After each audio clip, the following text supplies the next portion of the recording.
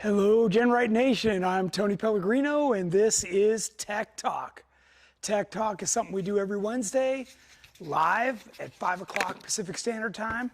So definitely turn on your notifications or make a note to yourself to not miss this show. Today, we're going to be talking about where we're at on Terremoto, our upcoming big summer bash Jeep night, and a few other things. So definitely fasten your seatbelt and enjoy the show, okay?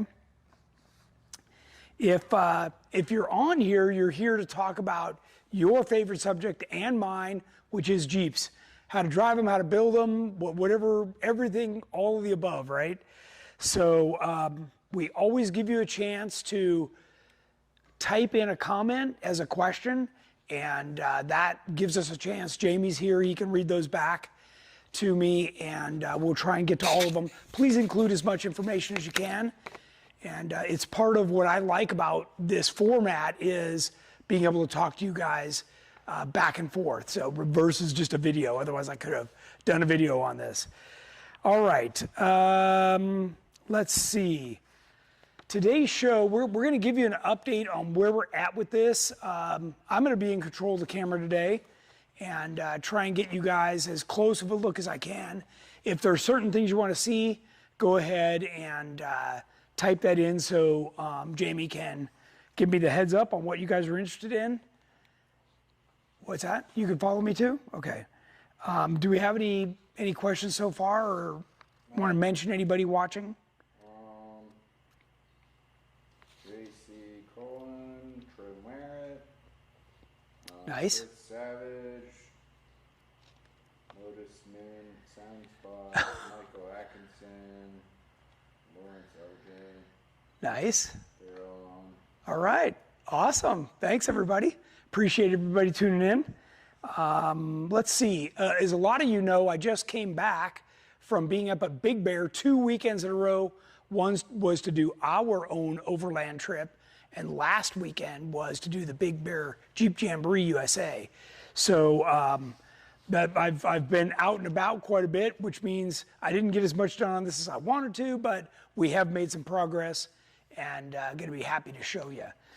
Jamie's handing me one of the things. Matt McDonough asked to see the headers. Ah, yes, the headers. So I left one off and I put one on. They're coated, ceramic coated inside and outside for the best heat resistance. These things are definitely a work of art, and they're really nice. So like I said, we've already got one on the vehicle that I wanted to show you guys. And then there's also the connector pipe and, you know, what goes back. I didn't grab all that, but it turned out really nice. So yeah, these are inch and 3/4. I chose inch and 3/4. I was a little worried about how tight it was going to be. This is the tight side. And I was also wanting to maintain a little bit of back pressure in order to keep some deceleration. You know, I like to use the gears to downshift, so I'm going to try this size and see how I like it. So anyways, yep, there's the exhaust. Hope you're enjoying that. That will flow down into a little MagnaFlow muffler that'll be back here, and I've definitely got some stuff to show you. Maybe, Jane, we could come in over here and show them this side. It's pretty nice. It's amazing work that the guy did. Can you see that way down in there? Mm-hmm. It's pretty cool. All tucked around. Shield stuff and the header. Yeah, the heat and everything. Yeah, it's awesome. So all that stuff really turned out super nice. Does that help a little bit? You can see it. Yeah, pretty cool. And I am running now some ceramic plug wires. The boots that go down onto the plug are all ceramic. That's going to help keep some of the heat out of there. We put all brand new plugs in. Obviously, you know, almost everything's brand new, so we're really getting it there. We just finished the final trim on the fender, and we're making a brand new heavy-duty plate here because this got cut through. So we're going to have an all brand new plate that comes forward and ties into this bolt up here. That's going to be really nice. I don't remember if we showed everybody how we cored through last time for the rockers. We just got some of the tubes in. We're going to be working on that. Maybe swing around this side, James, so they can see some of the dash stuff. So last time I was telling you guys about my master cylinders. This is exactly what I was talking about, how I can undo these from the inside the Jeep and fill the masters from here. And then, of course, we've got, instrumentation and stuff that goes in here on the dash.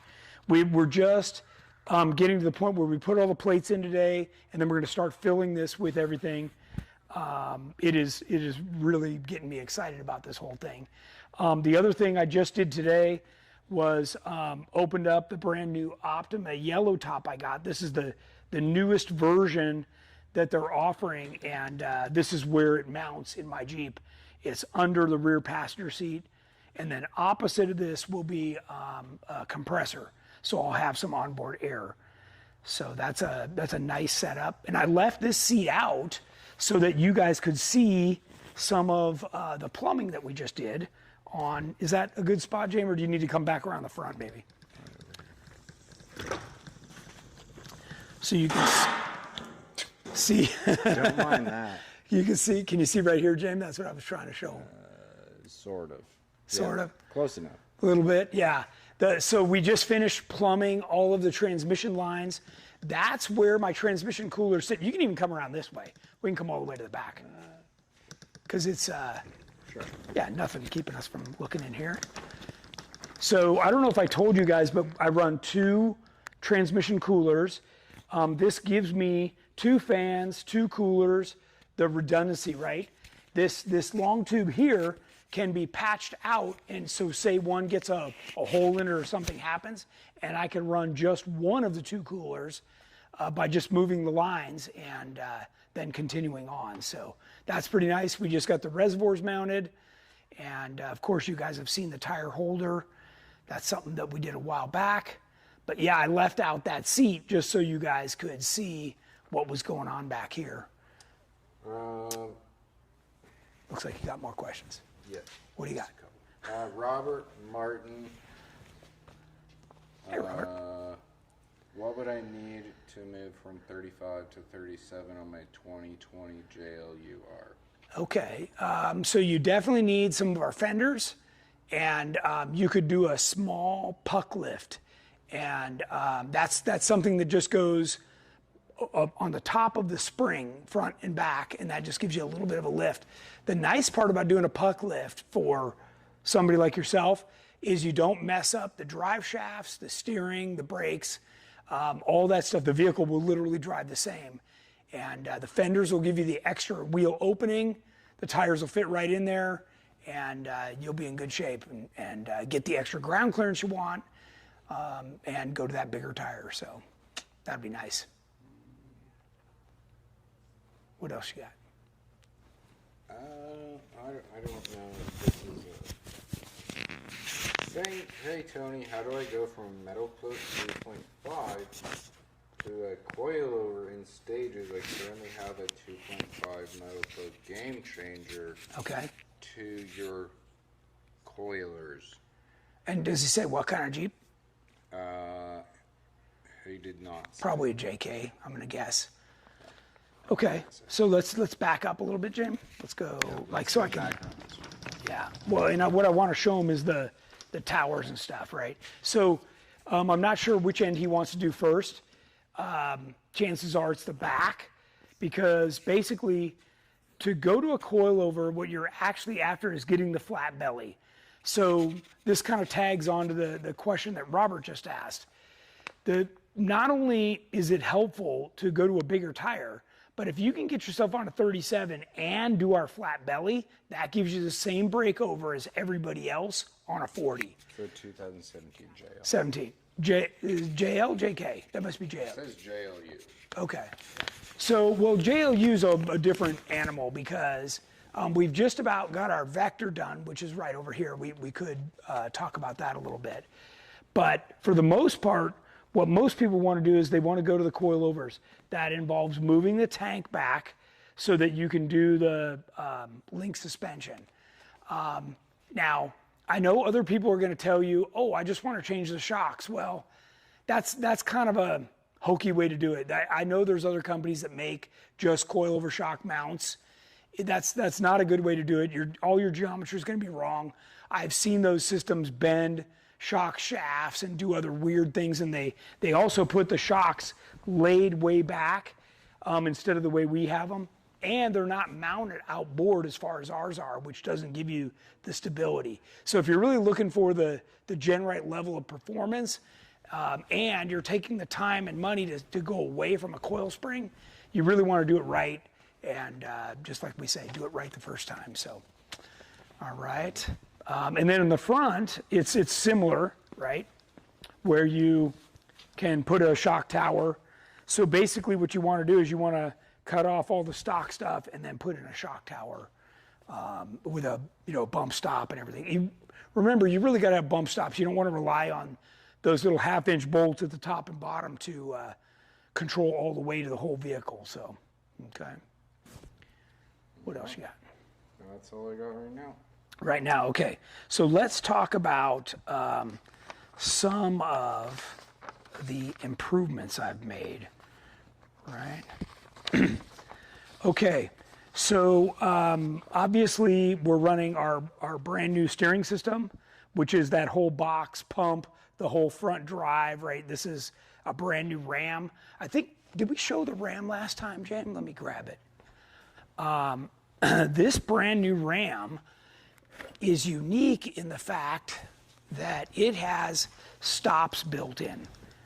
So just like an IBP shock, oh, you're kind of caught on the light, but this will work. What this does is as it comes to the end, it slows down, and then when you get it at full extension, it also slows down. So you're not just hitting the ends inside the RAM abruptly, and that really slows down wear and tear, and it also tells you as a driver, hey, I'm near the end. Don't just keep cranking the wheel, because then you're working the pump and all the other steering components a lot harder. So really nice piece that is 100% made. That is not something that is just bought. Okay. Next, we did lower the engine, and maybe James from the front, you can see. Well, that's kind of the point. Is it's so low you can't go. It's well, and it's off center. So we moved it over and down and back, and that helps offset the weight of the differential, and clears room for the drive line and everything else that we've got. Obviously, we just talked about the exhaust. That's a whole new realm. We've also really gone out of our way to use that DEI heat shield, not only on the firewall, but all the way down the tunnel and back where the exhaust runs. I don't know how much they can see, but we do have the wire harness back in. We've obviously got the radiator, the coolers, that stuff back in. So we're working on all that. We've really focused on lowering the center of gravity. So where I could, I moved things down. Even if it's a little bit, it sure makes a big difference in the way the vehicle performs. The dash and cage now, it's a little bit harder to see now, but when this pillar comes down right in this junction here, it's moving forward into the front shock tower. And we didn't have this on last time. We talked about it a little bit, but now you can see how nice all of the dash and everything fits around the door bars. And we also make this cap for our aluminum dash if you don't have the door bars. So that just gives you a good idea on how precision. Now you can really see the venting. I know last time we talked about the venting on the dash, it's kind of in the frame, So we've really gone out of our way to let a lot of the heat, because this is the transmission tunnel, right? There's a lot of heat coming up through there. We want to get that up and out of there, not trapped in the dash. And then obviously this is our new steering column. This is the new precision bearing steering column. And that's going to be a lot nicer than what I had before. I had put a tilt wheel in before, but it was not necessary at all. When you have the removable wheel and you get this put in the proper position, then that's all you need to do. We talked about the new Willwood brake pedal setup with a 10-to-1 ratio and our aluminum throttle pedal. And then this will have right here, these two holes are for my brake shutoffs, front and rear. So if I lose a brake line, I can just shut it off. We refined the tire rack, so that's a lot better than the first prototype we made years ago, back in 2020. The dash, there's just been more refinements to the dash. I updated on mine all the slots for the brand new rugged radio stuff. And my Atlas shifters and everything. We did change how the dash mounts to the tub now, and that's a lot better. That's a much better setup, so I'm looking forward to that. And the new PRP seats, and not only are these Comp Elites, my preferred seat, they're really nice. Oh, you're moving that out of the way?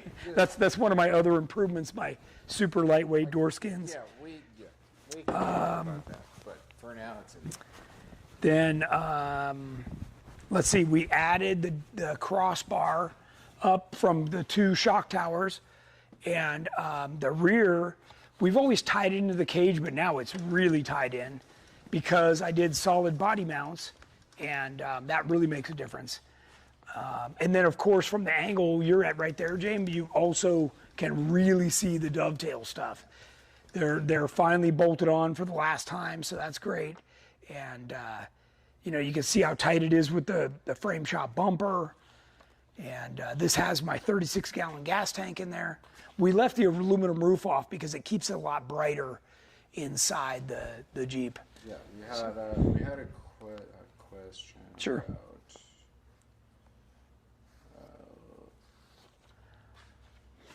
Alan Knight. Yeah. Where the hell are you going to keep all your tools? So tools go in a couple of different spots. So I do have some low profile tool bags that go in here on either side. I also store the majority of my tools down here behind the front and back seat, down low. I want it down low as far as I can get it.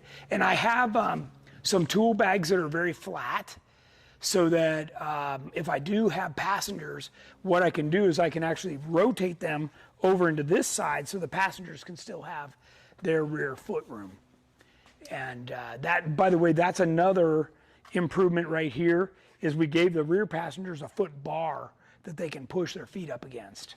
All right, we got a good amount. Okay, cool. I can zip around with the camera too while you're reading questions. Sure. Yeah.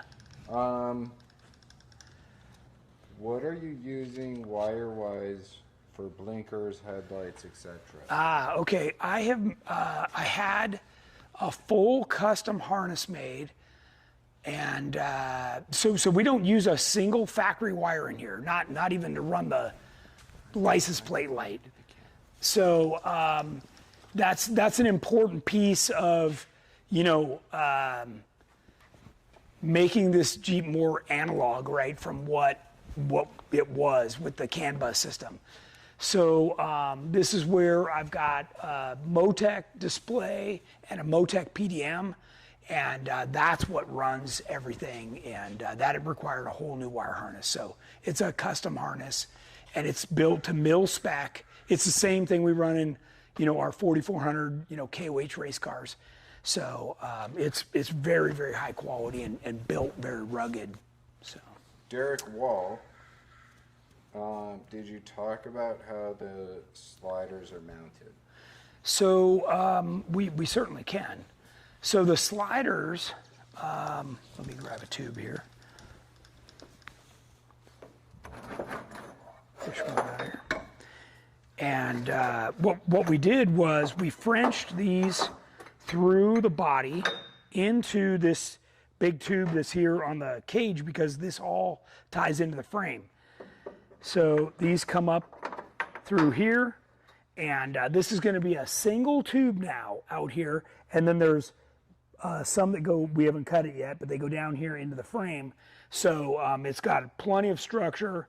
And this will be a 250 wall tube out here on the outside.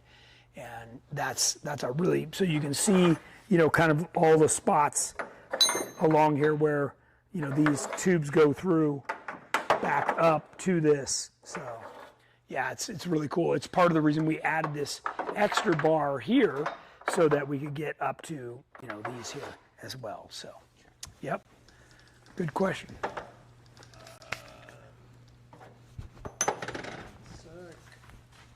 What else you got? Curry Pro Rock 44 or a 60 for the front? Just in general, you know. That's all it says. Okay, so it depends on your setup, right? If you've damaged your 44 or bent it, or you're coming from a 30, you know, to a 44. Also, if you want something that can bolt in, then the 44 is a good option for you. Okay, if you're planning on going to 40s, then you need to go to a 60, right? That's going to be your determining factor. If you're going to stay on 37s or smaller, 44 will be fine, but otherwise you got to move up. Okay.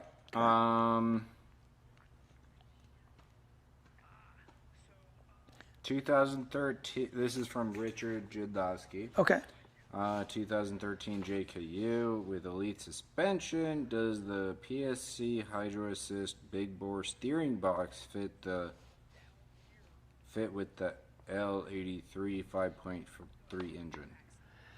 It should. You know, you're going to have other accessories that you may need to move to make room for that.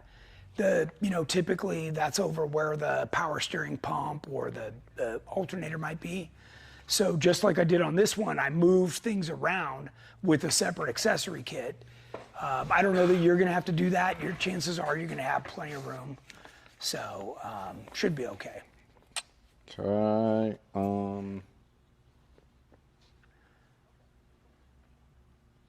Woods Texas Barbecue. Hey Tony, our 1 tons.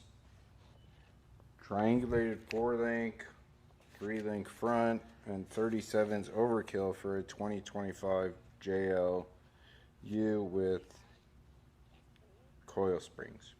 No, I mean, that's fine. I'm not sure what kind of wheeling you're doing, but you know, you're going in the right direction, I think. Now, if you look at our vector kit, where we move the tank to the back and we give you a completely flat belly, then you're really cooking, because you've got the ground clearance or the belly clearance, like the breakover of somebody with 40s. So that's why this kit's so hot. We can slide over there, Jamie, and look at it. I think we can kind of see it. It's fully compressed right now. So it's like on the bumps is the best way to describe it. What's cool is you can see, you know, here it is on 37s now. Obviously, there's no fenders or anything, but this gives you an idea. And really, what's happening is, and James, I don't know, can you see way into here at all? Give me a second. The exposure's all. Did we move too far away from the Wi-Fi? Well, it's just way brighter. Oh. You want me to roll the door down? Go ahead. Okay. So we specially designed all of these pieces, and you get our flat cross members. And I know we've got some of that stuff out here on the pallets because we're getting ready to build the next one. But you know, this is a lot of this engineering that we've got built into this new vector kit has come from our Elite, our EXS, which is right behind Jamie. Like, that's a full EXS that just got finished right there. So, you know, this just has giant axles and bigger tires, right? So for the guy that was asking about, you know, 37s and how it looks, you know, this has got, I think it's 13 inches of wheel travel all the way around. And it's going to be insane. You know, just the fact that this is at full bump right now, and you can see all the belly clearance it's got. It's really cool. Okay. So let's spin back this way away from the light. Or unless you got more questions on that.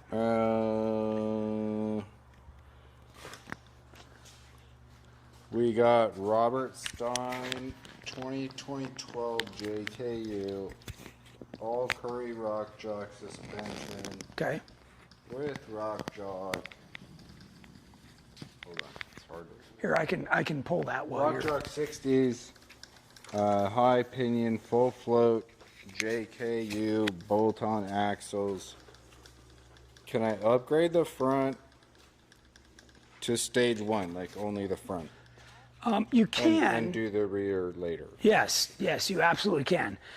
In fact, that's a good question because I've answered this just recently. Because people always ask me like, hey, I know you build stage 1 is all one kit, but you can do it in stages. So the first thing you want to do is move the gas tank, okay? So if you're trying to either bite it off in dollar chunks or time chunks, move the gas tank first, get it out of the way.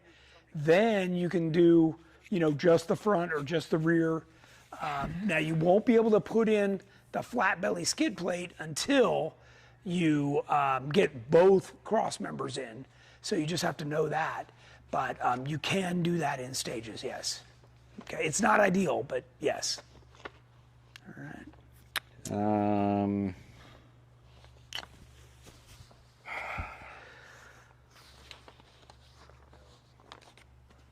Mr. Rickstar, working on packaging with front coilovers, track bar, hydro bumps.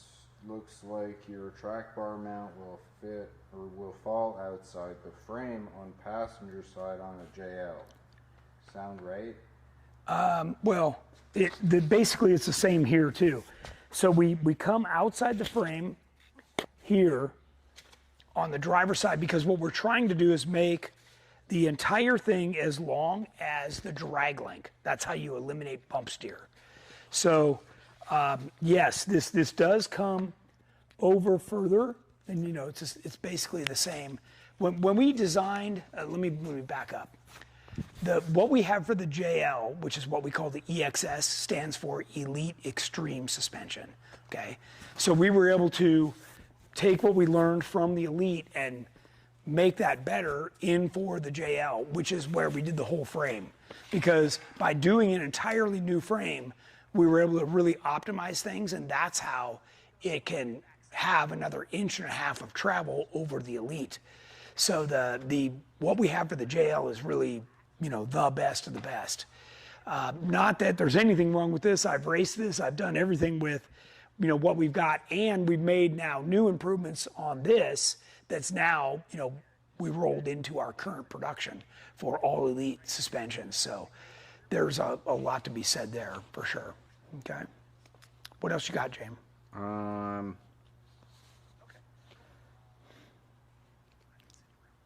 Okay, so same Mr. Rickstar. It was working on packaging, front coilover hoops, track bar, hydro bumps, yada yada. Then he added twisted pivot arm, rock jock, high steer knuckles, 2.5 inch, 14-inch Bilsteins, and it's an 04 TJ. Okay, so then he's probably working on our Legend kit. If he's got a twisted pitman arm and stuff, and that's great. That's good. Yeah, and in that kit, you still get the same super heavy duty frame side and axle side track bar mounts, which is important because, back when I, first got into this, I realized how small the bolts are that are holding on your track bar. And some of them, back in the early days were even single shear. And, when you go to winch somebody, you're actually 100% pulling on your front axle assembly. That track bar is the only thing that holds it underneath your vehicle. So having that track bar be really beefy and stout is, man, I can't tell you how important that is. So, okay. Jeep Adventures, is 4 inches of wheel travel good?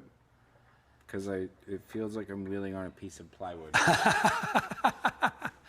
So, this is one of the things that we constantly battle, right? when you buy a Jeep and you buy a lift kit, not only does it come with taller springs and shocks to make you think you're, really killing it, what they do is they give you a spacer that also increases the bump stop, so your actual travel really doesn't change much. So it's a little bit of a falsehood. It does, raise your Jeep up and let you put bigger tires on and, do these other things, but you actually getting more travel is, one of those things that's hard to account for. I think what he's talking about is also, I don't know that that's like letting it droop out. I would imagine that's not like full travel. I right. think That's like probably shaft showing and up travel from ride height. Yeah. And that's pretty much what most Jeeps have until you come over to something like what we offer. So when you do a coilover suspension, especially the way we build in our anti-squat, once you start to go, it opens. So even though the Jeep might sit here with 4 inches of shock shaft showing, once you go, it's going to open up to 7, and then you've got a lot more movement in the suspension. So yeah, good question, and it's definitely something that's important. Yeah, I think at ride height mine has about 4 inches of shaft. Yeah, showing. and you've got a 14-inch travel shock. Yeah. Right, that's not even saying, by the time you get out to the wheel, it's probably 16 inches of travel. Right. But then it opens up as you go through things. So, yep.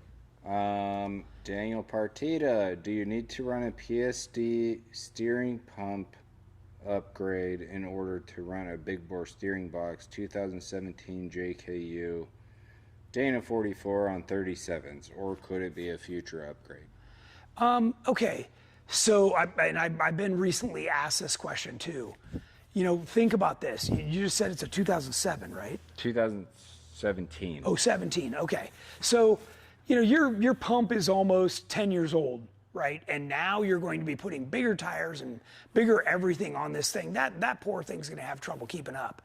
So, I would, as quick as you could, get yourself a pump. I mean, they're I don't know what retail is on them, $500-600. But that you're doing yourself a favor there. It's gonna really work with the rest of the system. You can put on the other expensive stuff, but it's not gonna work as good as it would. Plus, typically when you put on new steering components, you want all fresh fluid in there. You want to start the whole thing fresh. So, do what you can. If it means you got to have a garage sale or something in order to afford getting everything new, that's the way I would do it for sure. Matt McDonough, is it possible to get double triangulation for the front? The upper links going from the center of the front cross member and the lowers from the frame out to the axles. Sure. The simple answer is yes, but I caution you against it. It will be the worst driving vehicle you've ever driven. What happens is when you do a double triangulated in the front and a double triangulated in the back, you have no roll center. And it will be the squirreliest thing you've ever driven. Now, you may say, oh, well, I see competition rock buggies and those guys. Look, those guys don't get on the city streets or the highway. And that's a big part of what we always talk about here is I make sure it drives good on-road and off-road. And that's the big difference. When you buy something from GenRight, it's been proven and flushed out, and we figured all that stuff out. If you do a double triangulated front and rear, you will 100% be relying on the sway bars front and rear to keep that thing from flopping over to one side or the other. And I've driven a vehicle like that. They're terrible, and I don't want anything to do with them. Keep in mind, Terremoto right here has no sway bars, 0. So, and this thing will drive, 100 and whatever across a desert. So, if it's done right, you don't need that stuff. What else you got? Brandon Trusty says he scored one of the Hydro Assist kits on closeout. He's unboxing it right now. Nice. I know. I saw that Thanks. shipping the other day. Yeah. Nice. Daniel Partita. I'm running front coilovers. Is there a better, more optimal way to mount the Stage 1 Dana 44 track bar mounting on the axle side from your kit? Does the lower spring bucket get in the way? Well, we made that mount specifically to go around that spring bucket. So if you got the proper mount, unless you just bought one of our regular axle side track bar mounts, the one in the Stage 1 is specifically, or the Vector, is specifically designed that way. Yep. Yeah, isn't it sort of like part of that, or does it just go around it? No, it not only does it go around it, but we actually tie, it's all trussed and into it. Yeah. That's very important. I just told you how important the track bar was. Yeah. Well, if the mounts are cheesy, then it doesn't matter how beefy the track bar is, it's not going to work. Derek Moeller says, I'm four-linking the rear on my CJ7. Wanted to get back farther than 5 inches. I have PRP seats mounted to the cage. Was thinking about putting the gas tank under the front seats. Good idea. I don't want any fuel inside with my occupants or myself. So that's you'll see people do that for racing, but they've also got a bladder inside there that's required for racing, so that the tank itself can't be damaged and start leaking. If you put a tank somewhere inside, you're always going to smell gas, and that's not good. I don't know if you have your kids in there or whatever, but that won't be very comfortable.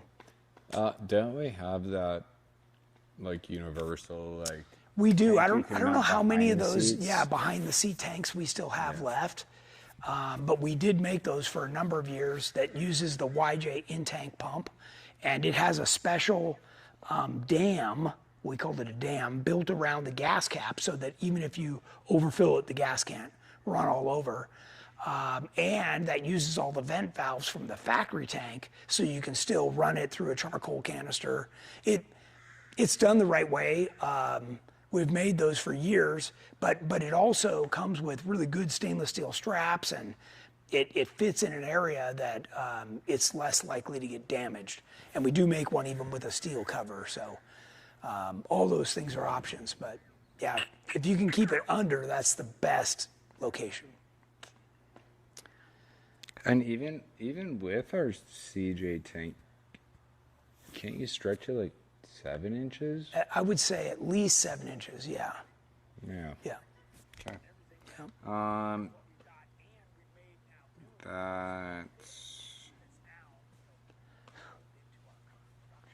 That's all I got right now. Okay, well, while Jamie's monitoring the questions, I did want to remind everybody that although this was a crate LS3 engine, we did put on, can they see over the top there, Jamie? Maybe. Oh, that just unplugged. Is it not that important? No, not really. All right. I did want to remind everybody that we did all these Edelbrock and Fast and Comp Cams upgrades. So these are the brand new Edelbrock heads, along with Edelbrock rockers, the Edelbrock manifold, Edelbrock fuel rails, the Fast throttle body. So this is a much bigger unit than the standard, LS style that would come off the front. That'll, help this thing make a lot more horsepower. We put a bigger Comp Cams cam in it. They really have a nice package. I had done, they have 3 stages, 1, 2, and 3. I had done stage 3, and then this time we put on brand new heads, and this is really going to be a nice setup now that'll probably make right in the 600 horsepower range and be super reliable. So that's going to, and drivable. So a lot of you know I also have a bigger engine for Terremoto, but that thing's like a thoroughbred. You know, the moment you crack the throttle, it wants to go, and that's always a challenge, right? To drive that thing, because when you're trying to crawl slowly, that's not what it wants to do. Okay. Is that power cord getting too tight wrapping around there? Yeah. The other thing I was going to mention is this time around I am running a carbon fiber hood.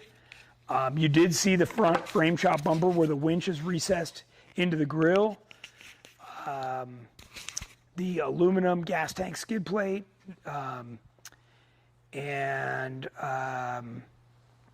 we also moved a few things on the vehicle to make it easier to service. So all of those things in various stages also helped me save 300 pounds.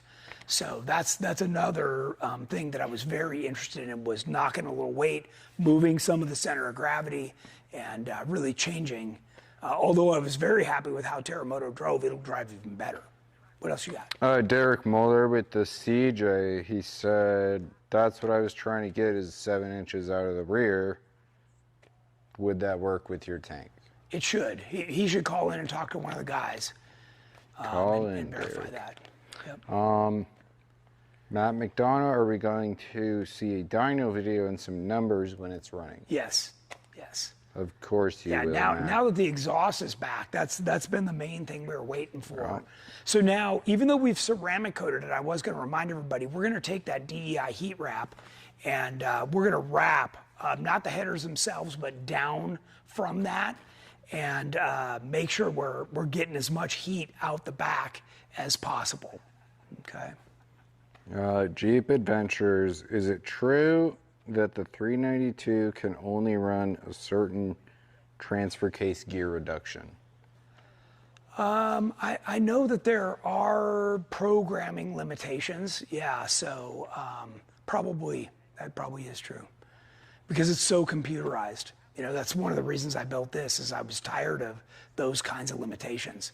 I wanted to do what I wanted to do. Keep in mind, the only electronics I have on this is to run the fuel injection, right? So I run the Holley EFI system, but the transmission is full manual. So even though it's a 4L80, I've converted it to a full manual valve body. There's no computer that controls that thing. It's all me. So it'll go in or, up or down, whatever gear I want. And by the way, when they convert it over to a full manual valve body, they add deceleration. So when you downshift, it's just like you're driving a manual transmission. I mean, when you downshift to first, it's slowing down, and it's a stick shift without a clutch is the best way to describe it, right? Would you say the same thing, Jen? Yeah. Yeah. Like if you go from third to first, it'll lock the freaking tires. Yeah, it'll do it. Yeah. Just like it would in a manual. Yeah. Not that I'm suggesting that, or not that it's good or if you hit for it. reverse, it's going to go to reverse. Yeah. Do you carry fluids? If so, where's the best to keep those? I do. It depends on the fluids, right? So now we're going to have the ability to fill several fluids from the driver and passenger seat. So we will have transmission and brake fluid very close to us there. Engine oil and other things are carried just behind us on either side in the door bags. And that we make sure that those are very well labeled and super accessible. And then other things like a spare belt will be up here in the engine compartment, ready to go with the proper tool and everything zip tied right to it, so it's easy to change. This is Two Feather Channel. Is it hard to DEI wrap exhaust while it's installed on the Jeep JL? It's a lot more difficult, but it is possible. It's probably worth taking it off. I was going to say, I would just take it off. Yeah. The time spent to take it off would be well invested, because you'll save more than that in what it would take to wrap it. And frustration and busted knuckles. Yeah, for sure. I I think I saw saw some of that DEI wrap around here somewhere. Yeah, there were a couple of boxes over there. I don't know what he's wrapping, but DEI really got a bad rap because then, you know, the new government DEI, it's not the same. It's Design Engineering Incorporated. And I feel bad for those guys. totally. Every yeah, time I say totally, DEI, people are all like, what? You know, totally different. totally different. One's good, one's Not. that's all I got right now. Okay. How are we doing on time? 15 minutes. 15 minutes. Okay, so you got a few minutes to get some questions in. The other thing I did want to talk about was our big summer bash coming up this Friday here in Simi Valley. It's not far from GenRight, right here at the Rock and Roll Cafe. And we're going to have our articulation ramp out there. We're going to have some vendors. We're going to have a raffle. And we'll have a bunch of our apparel out there. This will be there. So if you want to get a closer look, this is your chance, as well as Jamie's Growler, Andrew's Pay Dirt, you know, Tracer LJ. I'm going to have Sonic there, which is our Stage 1 JK with the V2 cage in it. That everybody likes to see that and like check it out and see what it all looks like. Who else are we going to have there, James? Who am I forgetting? I think Tuxedo's going to be there. Wolverine, JK Elite's going to be there. Yeah. Aftershock could be Aftershock will be there, which is one of our EXSs. I don't know if this guy's going to pick his up before that or not, but if not, it'll probably be there too. Yeah. This You 392. mentioned Andrews. Yep. I don't. Maybe Alfie might. Alfie will probably be there. Yep. Stallion Project. Yep. I think Arnold's going to be there. So with his low YJ. The lowest YJ. The lowest YJ. Yeah. I could drag Jordan's Jeep over there, but. Yeah, I know. We talked about bringing the Vector, but it's too hard to see. If it was a chassis, I think that'd be pretty sweet. But yeah, this is something to look at for sure. Yeah. And we're not far away from having this where we can drive it over to the dyno. So I'm waiting for my appointment is all I'm waiting for now. So. You looking at something else over there? Well, I couldn't figure out how to pull up the comments. Oh. Here. Chris Carey says I should be there. Nice. Carlin TJ50, back to your transmission setup. With it not having any electronics, does your torque converter not lock up either? Good question. Somebody's paying attention. No, it does not lock up. So I have what's called a non-electric, non-lockup torque converter that has to be special requested for a 4L80. And you can buy that torque converter from us, or you can try and find one on your own. But that is a special thing. And I think this one's a 4,000 stall torque converter, but it has a special stator in it that actually gets it to start pulling right off idle. So it took me years to refine this torque converter and get it to be exactly what it is. But when you combine this torque converter with a full manual brake setup, your modulation and your ability to drive and crawl is unbelievable. And you can ask anybody that's ever gotten a ride in this thing. It's not like anything else. And the way that you can throw this vehicle around or manipulate it through the rocks is just unbelievable. So I can vouch for that. yeah. That's all we got right now. Okay. Well then, You got 10 minutes. really it was the big Jeep Bash, and then after that, in a couple weeks, I leave for the Rubicon to go do the Jeep Jamboree USA Rubicon trip, and then I come back a week later to do Jeepers Jamboree on the Rubicon. That's like an adult trip, and then I think after that we've got Trail Hero is our next big thing. So, by all means, join us at any one of those things. It's super fun to come with the group. Yeah? Wrap it up. Okay, thanks everybody for watching. We'll be back next Wednesday. And we're going to have a lot more to show you next Wednesday. We've got a few different projects going on, and I'm back now for 3 weeks, so I'm able to get a lot of stuff done. So, all right, till next time, everybody, have a good one.